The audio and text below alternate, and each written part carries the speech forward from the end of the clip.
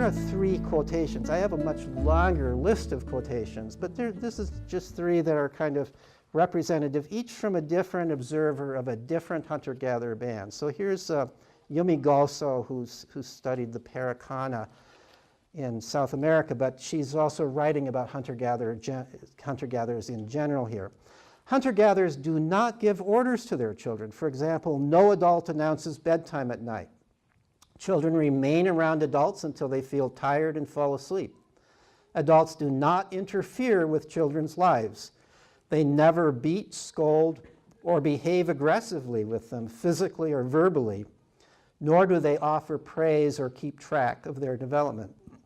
This is another theme that I heard over and over again of not hitting children. In fact, one anthropologist told me that among the Batak that he studied in Indonesia, to hit a child is really a taboo, on the same order as murdering somebody or the same order as incest. It's in that category that really is regarded as a taboo. You just would not hit a child.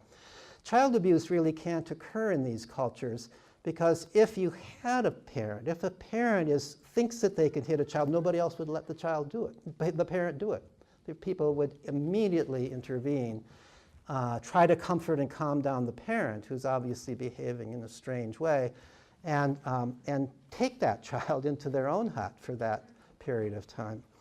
So here's another quotation. The idea that this is my child or your child does not exist. Deciding what another person should do, no matter what his age, is outside the Yakwana vocabulary of behaviors. There is great interest in what everyone does, but no impulse to influence, let alone coerce anyone. The child's will is his motive force.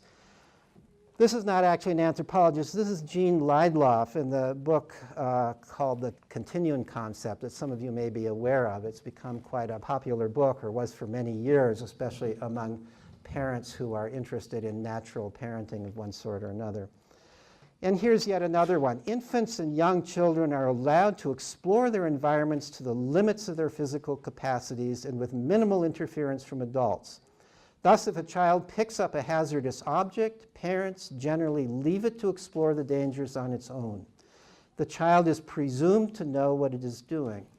One of my colleagues at Boston College is actually one of the researchers who studied a group called the FA, a hunter-gatherer group called the FA in Africa. And she's shown me slides and videos of little toddlers playing with machetes, playing with fire, adults in the background not paying any attention to this. And I asked her, do the kids ever get hurt doing this? Do they ever cut themselves or burn themselves? And she said, yes, they do.